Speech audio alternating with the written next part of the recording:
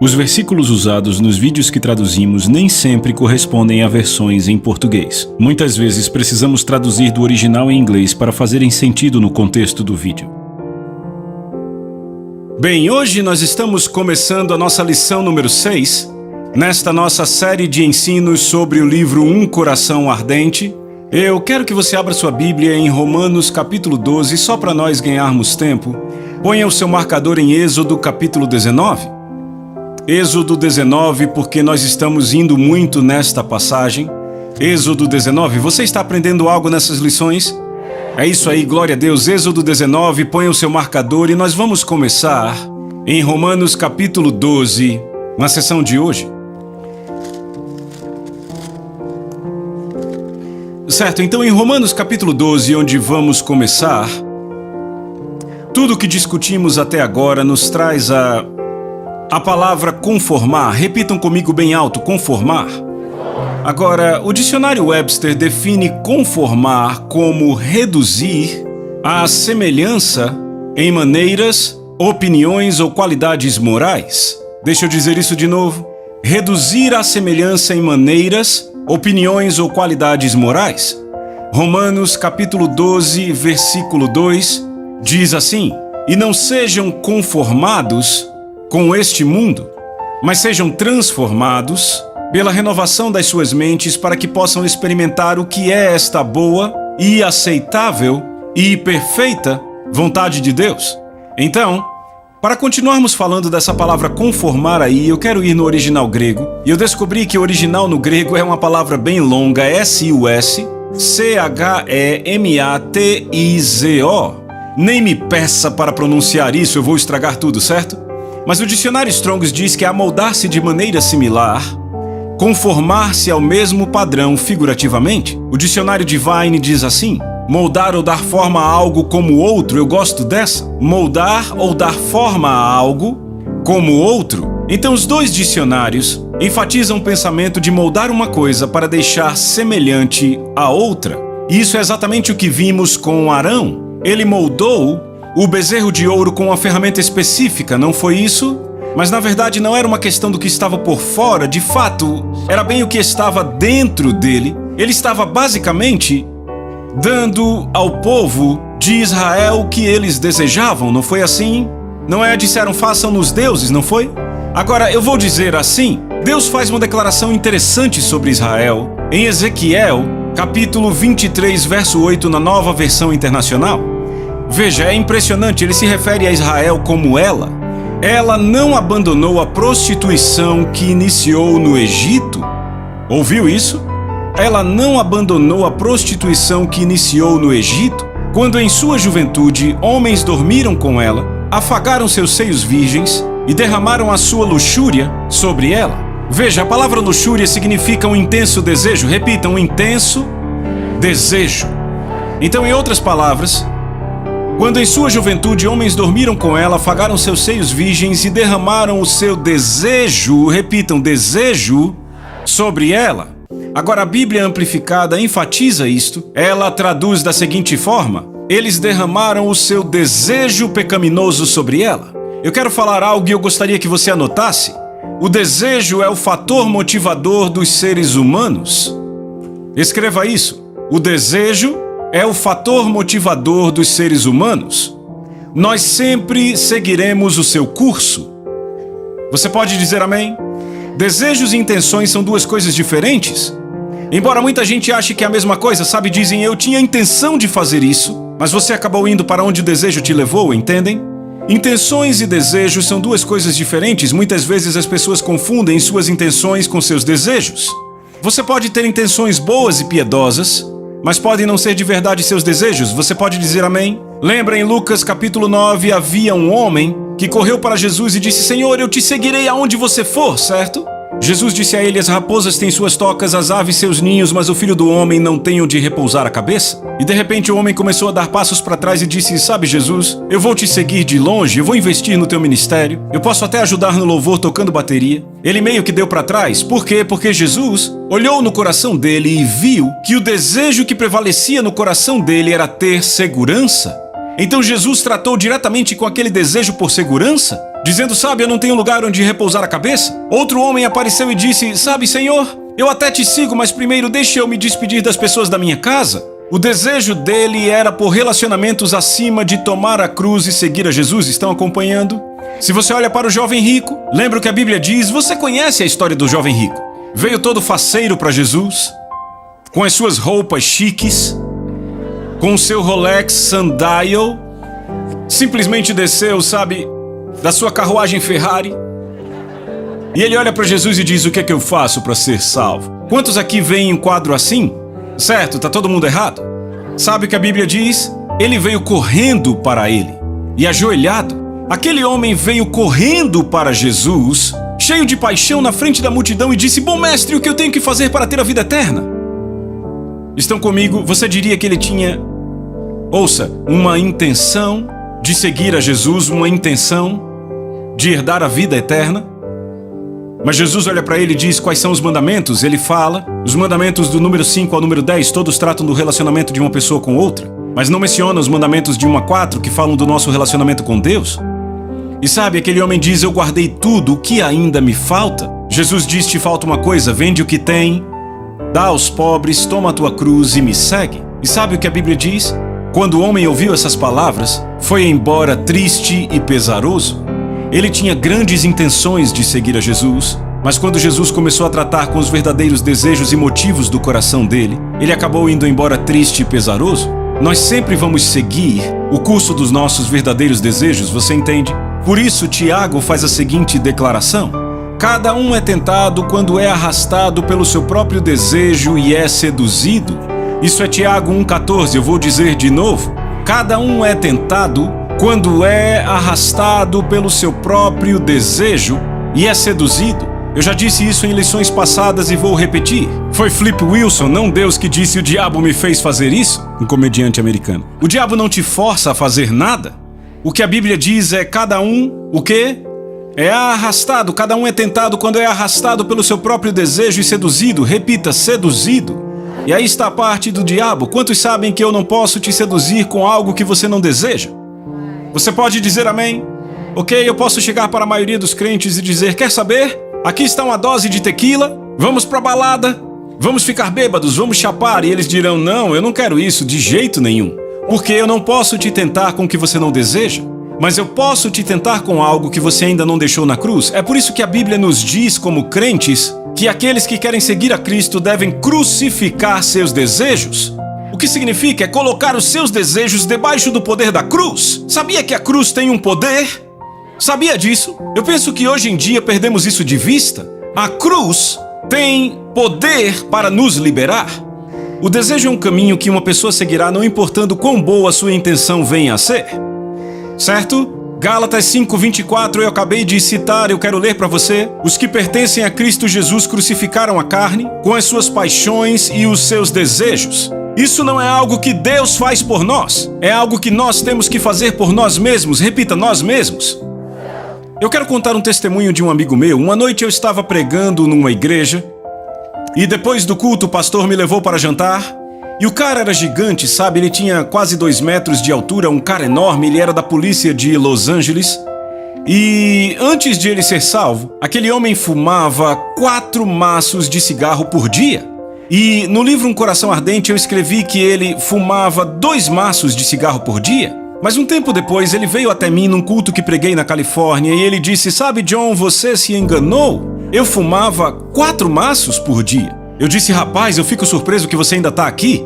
Mas enfim, ele era uma caipora. Enfim, ele foi salvo e ele, tudo que era errado saiu da vida dele. Ele batia nas pessoas, se envolvia em brigas. Ele tinha uma boca podre, ele falava muito palavrão. E ele disse: John, quando eu fui salvo, parei de xingar, a ira foi embora, tudo foi embora, mas sabe, os cigarros ficaram. E ele disse, sabe, durante 2 anos eu permaneci na palavra de Deus declarando que eu estava livre do cigarro. E ele disse, sabe, todo pregador visitante que vinha na minha igreja quando tinha fila de oração, eu era o primeiro da fila para ser liberto do tabagismo. Ele disse, sempre que os ministros faziam a oração, eu era o primeiro para receber. Ele disse, eu jejuei para ser livre do cigarro. Ele disse, eu clamava a Deus, eu citava a palavra de Deus, eu ficava forte e resistia ao diabo. Mas ele disse, eu não conseguia me libertar dos 4 maços de cigarro por dia. E ele disse, depois de 2 anos nisso, eu trouxe um amigo meu para um encontro especial na minha igreja. E ele disse, o meu amigo não era salvo e esse amigo fumava 2 maços de cigarro por dia, por isso que eu confundi com 2 maços, certo? E ele disse, eu trouxe meu amigo ao encontro, ele acabou sendo salvo, cheio do Espírito Santo, e naquela noite foi livre instantaneamente do vício do cigarro. Ele disse, John, eu estava muito triste. Ele disse bem assim, eu estava arrasado. Ele disse, eu levei meu amigo em casa e tentei parecer o mais feliz que pude. De fato, eu estava feliz pelo que aconteceu com ele. Mas assim que meu amigo saiu do carro, ele disse, eu comecei a falar com Deus. Ele disse, Deus, eu não entendo. Eu jejuei, eu orei, eu me humilhei inteiro, eu citei a tua palavra, me firmei nas promessas da aliança por 2 anos inteiros para ser livre do vício do cigarro. Ele disse, eu trago meu amigo hoje. E aí você o salva e eu fico feliz por isso, foi por isso que eu trouxe ele. Eu me alegro muito porque você o salvou. Ele disse, você o enche do Espírito Santo e você instantaneamente o livra do vício do cigarro. Ele disse, a essa altura eu já estava chegando na minha casa depois de tudo isso. E ele disse, eu estou na minha casa. E ele disse, e aí eu gritei, Deus, por que foi que você não me libertou? E ele disse, John, eu ouvi a voz audível de Deus. Ele disse, só aconteceu 2 vezes na minha vida. E ele hoje é pastor na Califórnia. E ele disse, eu ouvi vindo por trás de mim. Ele disse, embora fosse tão alta por dentro, parecia que vinha de fora. Eu não sei se outros poderiam ouvir. Eu não sei, tudo que eu sei é que eu ouvi. E ele disse, quando eu gritei, Deus, por que você não me libertou? Eu ouvi o Espírito Santo dizendo, por que você ainda gosta? Ele disse, John, eu dei uma olhada para aquele cigarro aceso na minha mão. E aí eu, psss. E ele disse, eu nunca mais toquei num cigarro desde então. Sem remédio, sem nada, ele disse, eu nunca mais fumei nenhum cigarro. Ele disse, eu fui tentado 1 ano depois e eu disse, saia daqui. Eu não vou ceder a esse desejo, não vou retroceder. E ele disse, desde então eu estou livre. Então aqui está um homem que orou para ser livre. Alguém que dizia que queria ser livre, mas ainda assim não conseguia ser livre, porque o desejo dele era continuar. Tem muita gente hoje cativa do pecado na igreja, porque elas ainda o desejam. Elas não o odeiam. Sabe, uma vez eu perguntei ao Senhor, eu disse, Senhor, por que eu não tenho uma unção mais forte na minha vida? E o Espírito Santo, eu ouvi o Espírito Santo dizer, e eu sabia, era a voz de Jesus. Quantos sabem que o Espírito de Deus fala o que Jesus fala, certo? Mas eu ouvi isto. Ele disse, por que você tolera o pecado? E eu fiquei, uou! Ele disse, não só na sua vida, mas na vida dos outros. E aí ele me levou para Hebreus capítulo 1. Você lembra quando o Pai se referiu a Jesus depois da ressurreição? Lembra o que o Pai disse a Jesus? Porque tu amas a justiça e odeias a iniquidade. Por isso Deus, o teu Deus, te ungiu. Ele disse, filho, eu não apenas amo a justiça, eu odeio o pecado. Quando você aprender a odiar o pecado como eu odeio, aí você vai ver a unção crescendo na sua vida, porque ele disse, amas a justiça e odeias a iniquidade. Por isso Deus, o teu Deus, te ungiu com óleo de alegria.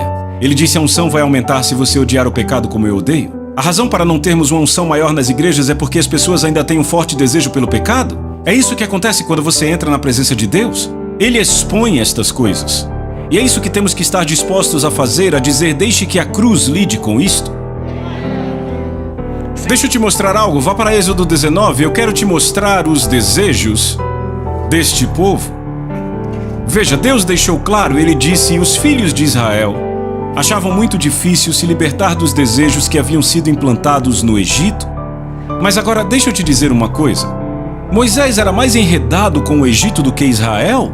Pense nisso. Moisés viveu na casa do faraó, ensinado pelos seus mestres. Todos os seus amigos eram egípcios. Os filhos de Israel pelo menos viveram se relacionando uns com os outros. Em outras palavras, suas influências, eles pelo menos podiam influenciar uns aos outros, não tinham amigos egípcios como Moisés.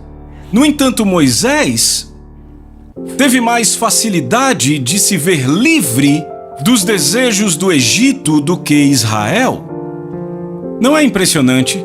E você olha para as intenções de Israel, eu vou ler para você, vimos na lição passada, Êxodo 19, porque Deus disse: eu descerei no monte, e o que eu quero que o povo faça é que eles se santifiquem. E o povo disse no verso 7, veio Moisés e chamou os anciãos do povo, e expôs diante deles todas estas palavras que o Senhor lhes havia ordenado. Então o povo respondeu a tudo que o Senhor falou, faremos. Daí Moisés levou as palavras do povo ao Senhor. Então o povo, ouça, tinha grandes intenções, mas os desejos eram diferentes. Sabe, se você olhar para Moisés e olhar para os filhos de Israel, você vai ver dois grupos de pessoas. Eles representam dois grupos de pessoas na igreja hoje.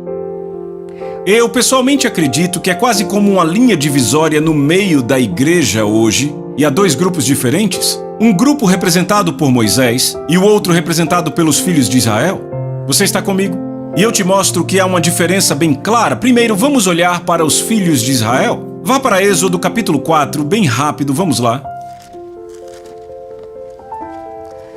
Se examinarmos Israel e examinarmos Moisés, veremos por que muitos hoje na igreja se conformam ao mundo. Saberemos por que vivem tão enredados e em cativeiro e por que não abandonam os desejos que o mundo lhes impôs quando dormiu com ela na juventude.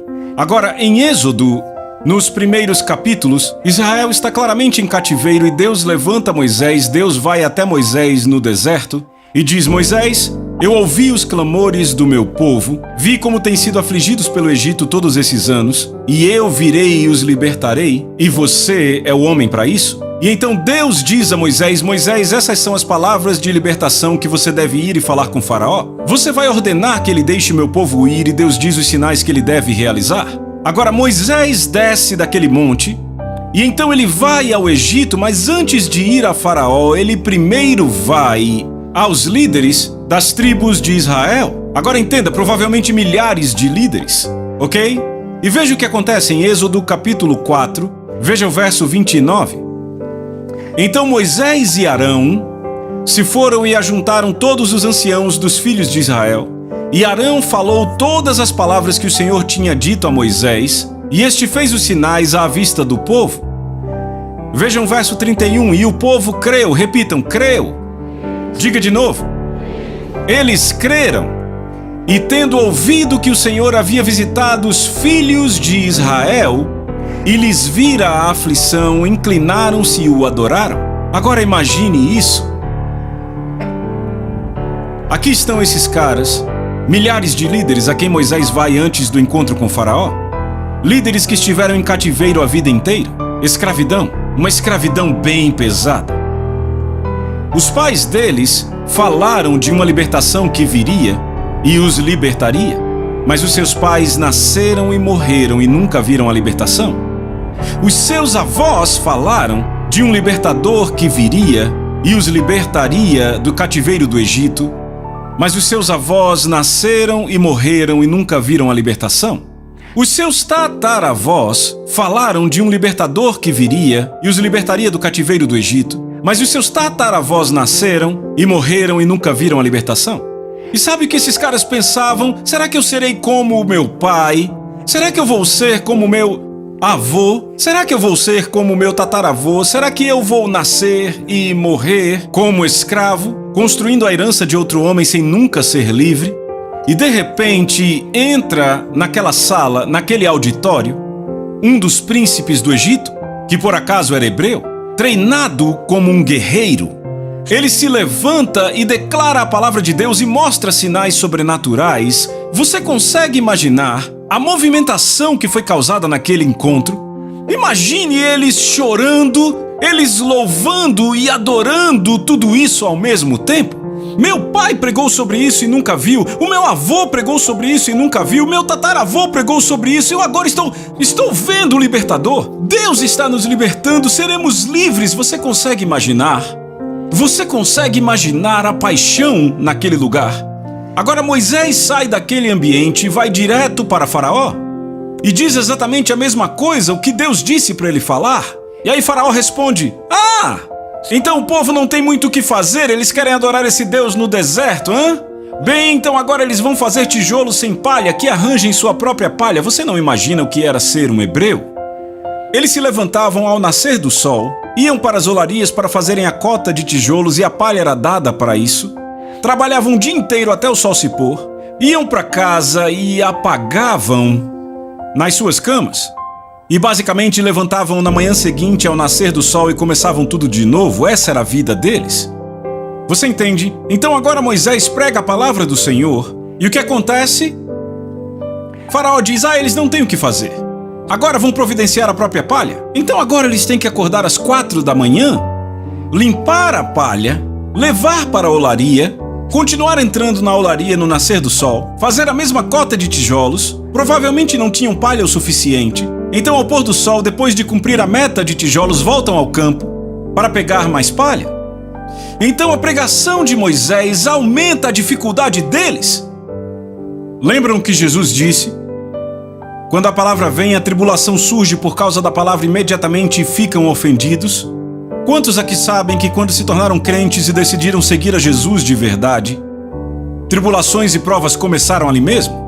Então aquele povo estava frustrado. Sabe o que chegaram para Moisés e disseram? Moisés, pare de pregar. A vida era melhor para nós antes de você aparecer. Apenas pare de pregar, apenas pare, apenas pare.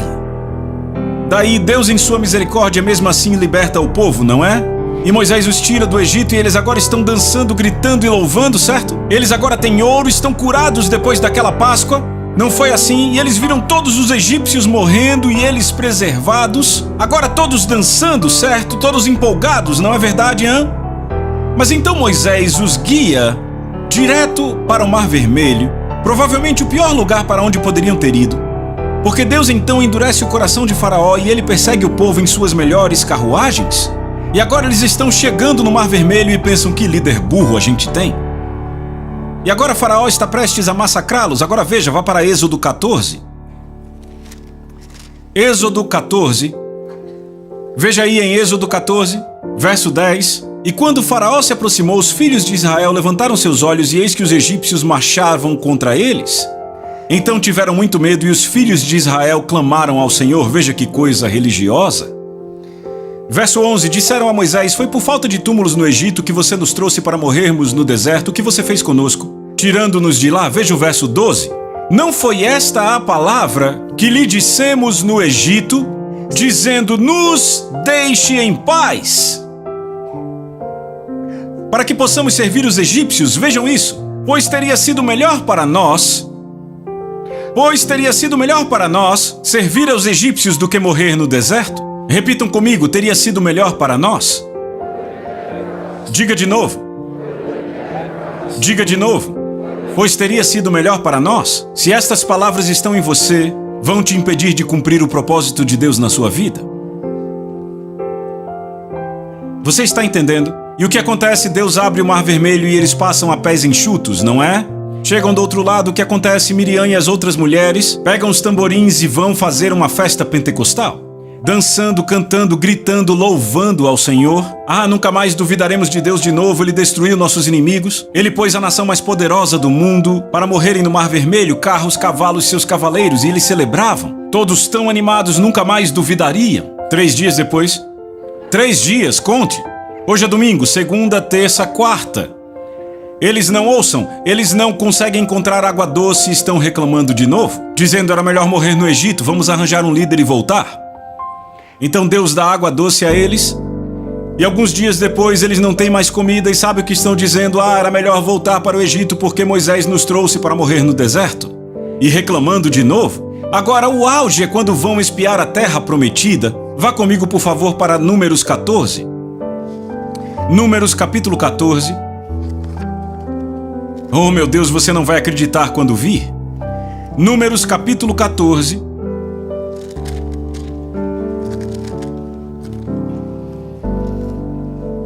Os espias são enviados, 12 líderes de cada uma das tribos, Josué e Calebe entre eles e mais 10. E os espias voltam e dizem, sabem, é uma terra fortificada, o exército lá é forte, há gigantes, nossos filhos estão em apuros, nossas esposas em apuros, não conseguimos, não foi? Calebe se levanta e diz: vocês estão loucos, eles não são de nada, Deus nos deu aquela terra. Agora veja aqui, Números 14, versículo 1. Levantou-se, pois, toda a congregação e gritou em voz alta, e o povo chorou aquela noite. E todos os filhos de Israel murmuraram, repitam, murmuraram. Sabe por que Deus odeia tanto a reclamação? Você já pensou nisso? A reclamação diz a Deus: eu não gosto do que você faz na minha vida, se fosse eu faria diferente. É uma afronta contra o caráter dele? É uma forma de rebelião? Murmuraram contra Moisés e contra Arão, e toda a congregação lhes disse: tomara tivéssemos morrido na terra do Egito ou mesmo neste deserto. Veja o verso 3. Por que nos traz o Senhor a esta terra para cairmos à espada? Para que nossas mulheres e crianças sejam vítimas? Agora veja isso, será que não seria melhor para nós?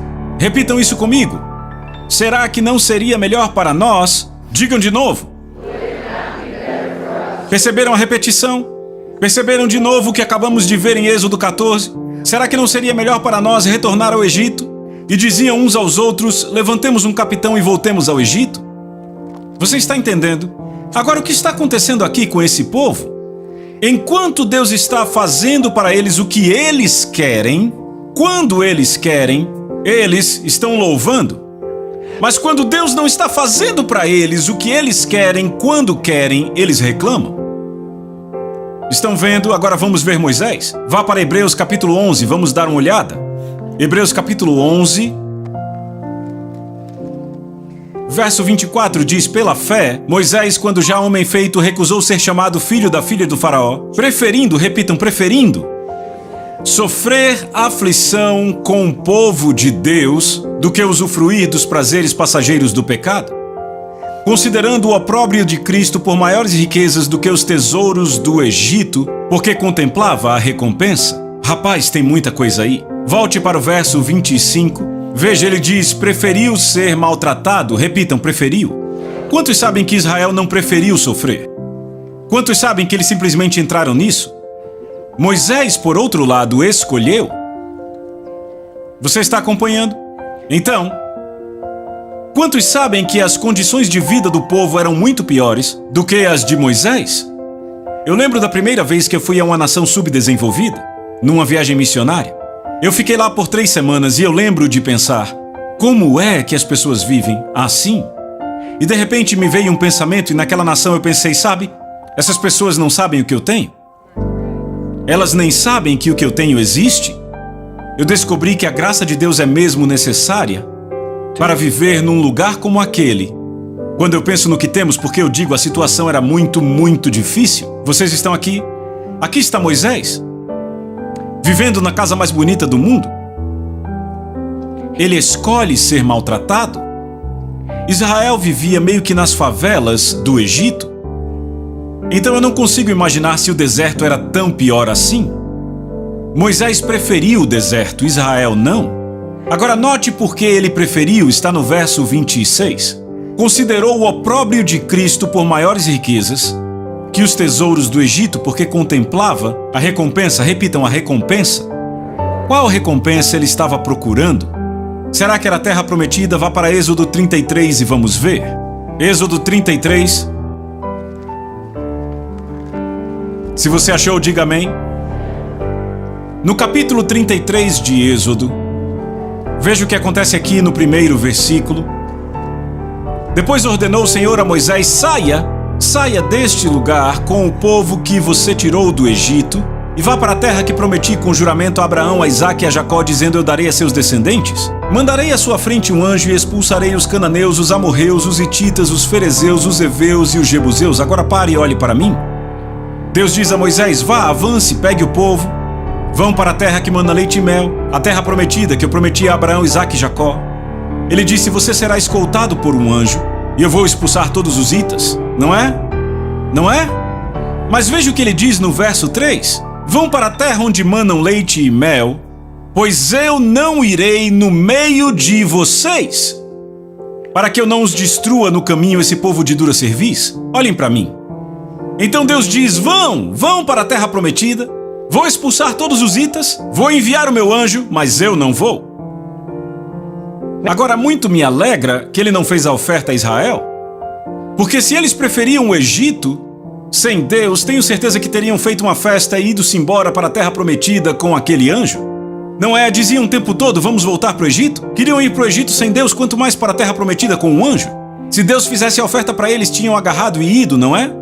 Mas eu quero que vejam o que Moisés disse. Vá para o verso 15. Então Moisés disse a Deus: se a tua presença não vem conosco, então não nos tire daqui. Olhe para cá, por favor. Deus faz uma oferta a Moisés: vá e leve a terra que eu te prometi, certo? Mas eu não vou. Moisés olha de volta para Deus e diz: se você não vai, se a sua presença não vai, eu não vou. Sabe o que Moisés está dizendo a Deus? Se eu tivesse que escolher, ouviram o que eu disse, se eu tivesse que escolher, eu ficaria com a sua presença neste lugar de dificuldade e sofrimento, ao invés da terra prometida sem a tua presença. Em outras palavras, se eu tivesse que escolher, eu preferia você às suas promessas. Foi exatamente o que Moisés disse. Então a recompensa para Moisés não foi a terra prometida. A recompensa para Moisés era o próprio Deus. A recompensa para Israel era a terra prometida. Por isso ficavam reclamando. Você disse que nos daria essa terra, terra de leite e mel, e aqui estamos nesse deserto. Estamos morrendo de sede, nós aqui com fome, sem uma comida que preste, com esse pão estúpido. Ainda não vimos os figos, os damascos que você prometeu. Cadê a terra onde mana leite e mel? Ora, vamos! Eles queriam as promessas. Moisés queria a ele. A recompensa de Moisés o manteve focado de forma correta. Você está comigo? Lembra que Paulo disse, eu prossigo para o alvo, o objetivo da suprema vocação de Deus em Cristo Jesus. Qual o objetivo? Ele diz no verso anterior, que eu possa conhecê-lo intimamente e o poder da sua ressurreição. Deixa eu te dizer, essa é a linha divisória na igreja. Você tem pessoas servindo a Deus porque querem ir para o céu, não querem ir para o inferno. Servem a Deus porque gostam das bênçãos, do que foi prometido, saúde, prosperidade, mas ainda assim não têm uma paixão por Ele como Moisés tinha. E aí você tem pessoas na igreja que são apaixonadas pela presença de Deus, com fome e sede só de conhecê-lo. Essas pessoas desfrutam das promessas de Deus. Quantos sabem que Deus não diz você não pode ter as promessas, tem que escolher? Não obstante poder haver um período na sua vida em que Ele diga eu te deixo escolher. O que você quer perseguir só para ver o que vamos buscar, como Ele fez ali, você entende? Sabia que há momentos em que Deus faz ofertas para nós que Ele espera que recusemos? Deus fez a Moisés uma oferta que Ele esperava que ele recusasse. É interessante Moisés ter olhado para Deus e dito, eu não quero sua oferta, eu quero você. Foi o que Elias fez com Eliseu. Elias disse, fique aqui, eu vou na cidade vizinha, não precisa se incomodar. Eliseu disse, ainda que Deus ou a tua alma te abandone, eu não te abandonarei. Eliseu recebeu uma oferta que ele não deveria recusar, mas ele recusou. Então deixa eu te dizer algo, se o que o teu coração persegue são as promessas de Deus, você pode se decepcionar então se não as receber quando você as quiser. Quando Israel não recebeu a promessa, quando queria, começou a reclamar. Porque a paixão, a recompensa deles era a promessa. No entanto, a recompensa de Moisés era a presença dele. E foi isso que Deus deu a ele naquele deserto. Ele foi com o povo como nuvem de dia e fogo à noite. E Moisés podia entrar naquele tabernáculo do encontro quando quisesse. Quer saber? Qualquer um de Israel também podia. Mas sabe o que Israel fez quando Moisés entrou naquele tabernáculo do encontro? Ficaram cada um na porta das suas tendas olhando ele entrar. Nenhum deles entrou. O único que entrou foi Josué. Sabe o que Josué fez? Foi aquela tenda do encontro. E quando Moisés saiu, ele ficou. Ele disse, eu quero tanto da presença de Deus quanto eu puder. Foi o que Josué disse. Por isso que um dia eu estava lendo a minha Bíblia e vi que Deus escolheu Josué para levar o povo de Israel à terra prometida. E eu joguei a minha Bíblia, fiquei com raiva. Eu disse, não, peraí. Foi Caleb quem se levantou. Foi Caleb que se levantou contra todos aqueles líderes. Por que Caleb não os levou? E o Senhor me disse, porque Josué amava a minha presença. Ele disse, foi Josué que entrou na tenda do encontro e ficou lá mesmo quando Moisés saiu. Qualquer um de Israel era bem-vindo ali, você se lembra disso? Moisés levantou a tenda, mas o povo só ficava na porta das suas tendas olhando o homem de Deus entrar, ao invés de eles mesmos entrarem. Quantas pessoas hoje vêm ouvir o homem de Deus para saber o que ele recebeu na tenda do encontro, mas elas mesmas não entram? Se você entrar e experimentar a beleza dele, sabe o que acontece? Você terá um coração como o de Moisés, você o quer. Porque quando você o experimenta, percebe que não há nenhuma bênção melhor do que ele.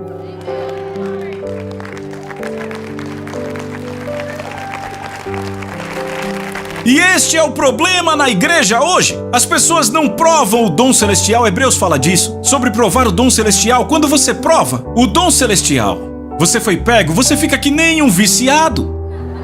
Aquilo é falsificação. Quando o traficante vem com aquela heroína, veja, aquilo é uma falsificação. Por isso Paulo diz, não se embriague com vinho onde há excesso. Não se torne um alcoólatra. Isso é falsificação, mas fique bêbado do Espírito Santo. Quando você prova a bondade e a presença dele, você fica, uou! Não tem nada melhor do que isso. Moisés experimentou de Deus na sarça. Ele nunca mais foi o mesmo. Israel teve essa chance e estragou, porque amaram o mundo. Se você ama o mundo, quer saber, você não terá apetite para prová-lo. Então o foco inteiro se concentra em qual a motivação principal para a vida deles. A motivação principal da vida de Moisés era amar a Deus pelo que ele era. A motivação principal de Israel era amar a Deus pelo que ele podia dar a eles.